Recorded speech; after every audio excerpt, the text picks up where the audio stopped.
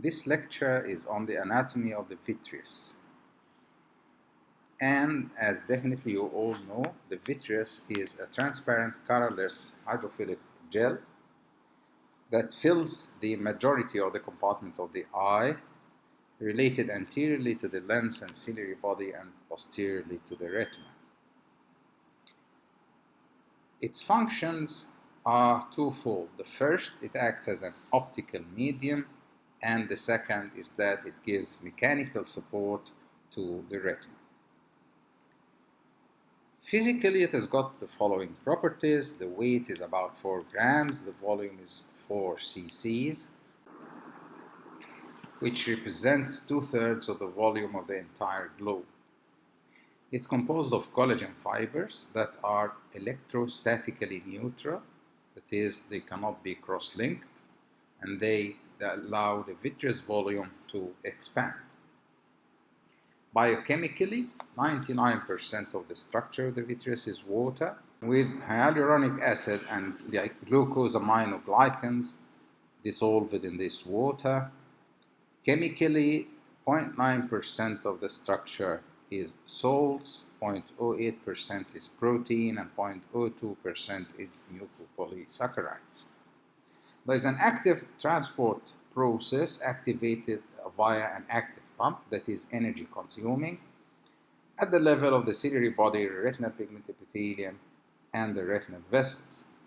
And this effects a sort of an active transport from and to the vitreous.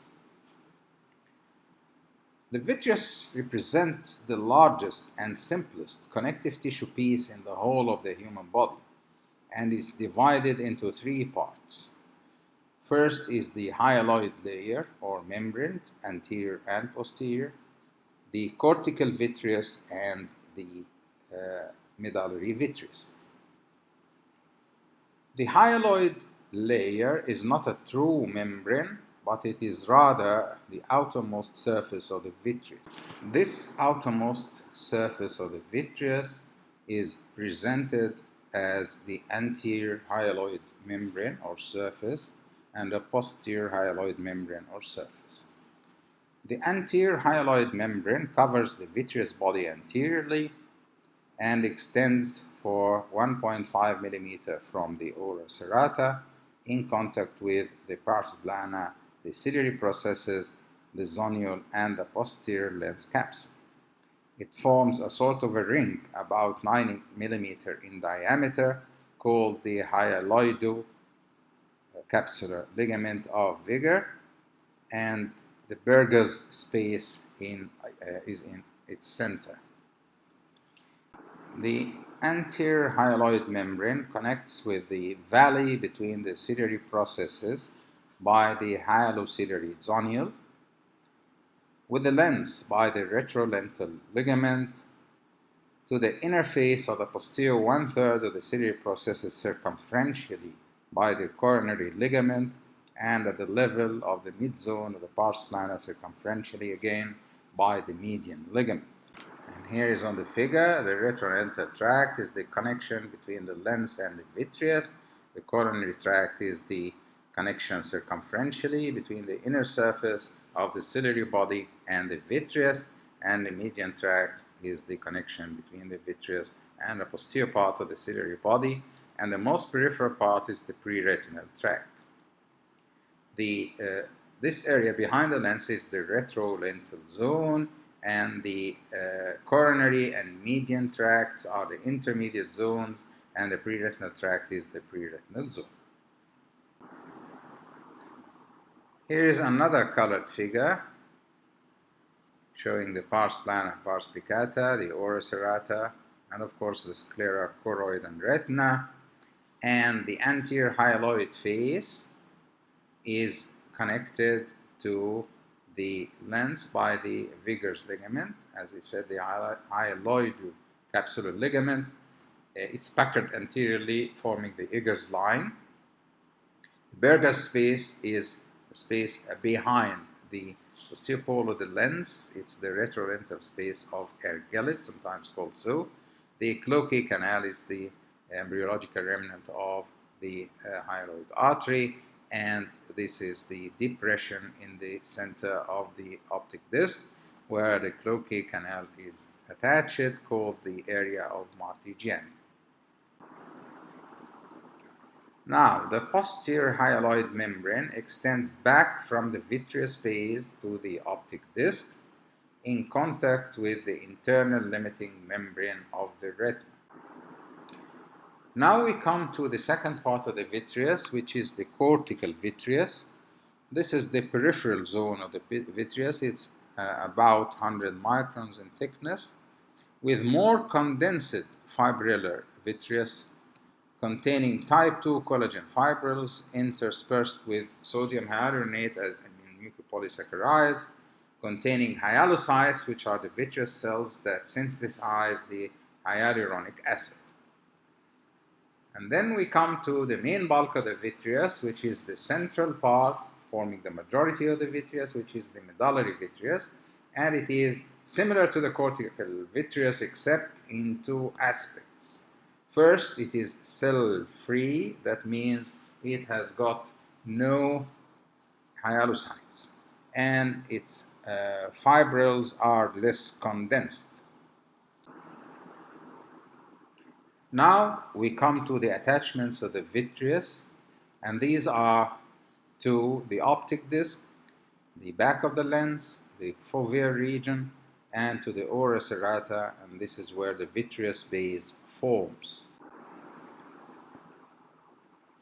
The vitreous base is the strongest of all attachments of the vitreous, and it straddles the ora serrata anteriorly and posteriorly, extending for 2 to 3 millimeters width. Anteriorly, it extends over the pars plana, and posteriorly to the peripheral retina, where the collagen fibers of the cortical vitreous are attached to the footplates of the molar cells. And this insertion is in right angles. Here, as you can see, the vitreous base extending anteriorly on the pars plana and posteriorly over the periphery of the retina. This is the area of the vitreous base. And on a three-dimensional diagram, this is the anterior vitreous base border on the pars plana and the posterior vitreous base border on the periphery of the retina, and these serrated structures are the ends of the retina, the ora serrata. Sometimes the vitreous base might be posteriorly inserted, and this is important in vitreoretinal surgery to notice, up to 6 millimeters, and this is called the posterior inserted vitreous base. This is how the fibrils of the vitreous attach at right angles to the footplates of the molar cells, extending through and piercing the internal limiting membrane. There is a physiological process called vitreous expansion and contraction, and this is a function of ionic charge of the vitreous, where heat causes shrinkage and cold causes expansion. To apply these information, we should pass through the posterior vitreous detachment, which is mostly a physiological process, to vitreous liquefaction, again a physiological one, physiolocal opacities in the vitreous like musci volitantis and syncytius scintillans. Posterior vitreous detachment means separation of the cortical vitreous from the retina, posterior to the vitreous base, and it is a common occurrence above the age of 65 and mostly associated with liquefaction called syncytius or collapse called syneresis. So, vitreous detachment, posterior vitreous detachment, might be associated with liquefactions causing opacities and or collapse called syneresis. On diagram, this is the detached vitreous. It is a physiological process, and this is how it appears.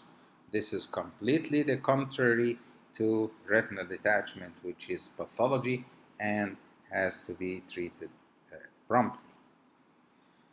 Vitreous liquefaction is the commonest of all types of physiological changes, and it is due to absence of normal fibrillar structure with visible pockets of liquefaction, with the appearance of coarse aggregates that move freely in the free vitreous, causing shadows on the retina, and these are the musca volitans commonly complained of in many patients. These musca volitantes, as we said, are physiologic opacity, residues of primitive hyaloid vasculature, perceived as fine dots and filaments that drift in and out of the field against bright background. Other vitreous opacities are the asteroid hyalosis, which is syncytial scintillans, means small, white, rounded bodies suspended in the vitreous gel with accumulation of calcium-containing lipids, usually unilateral, and astonishingly are asymptomatic and seen in all patients. Thank you very much.